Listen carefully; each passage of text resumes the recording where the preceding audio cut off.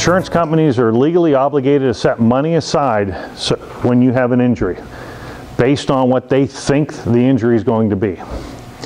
So if you have an employee that's in an auto accident and at first they think it's going to be pretty severe and they go off and post a $100,000 reserve, but yet your employee 2 days later shows up for work and he's fine, did the insurance company change that reserve?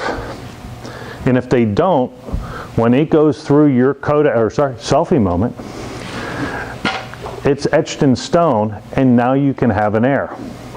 This is why we say 10% of experience modifiers are correct. So can we ask them to change that at that time? Not retroactively. Okay. Once it goes past your selfie moment, it is etched in stone. You will be paying for that on your next experience modifier. So when is the best time for you to look at loss runs? Most employers tell me they get them whenever they're about to go shopping for insurance. When do you want to see them? Maybe 2-3 months after you renew. See what's on there. All you're looking for is reserves have to be there. If they're not back to work and they're not fully recovered, there has to be a reserve. It's an art, not a science. You just want to make sure they're appropriate because things change over time. So ultimately, if you really want to drive your premium down, you want to reduce your injury costs, plain and simple, and ultimately verify its accuracy.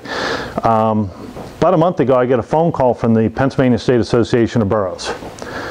I was actually scheduled to give this exact same presentation in their fall conference. They called me a month ago and says, hey, can you come to our annual conference at Hershey? Did this 2 weeks ago. Did it on Tuesday. One of the borough people comes up to me and says, hey, can you help us? We're having an issue. He explained a couple things.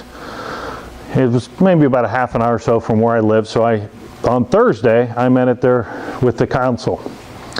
Friday, we requested their experience modifier worksheet and loss runs. Got them in last week. Found errors on their experience modifier, and we're getting them back somewhere between $38,000 and $42,000 in premium.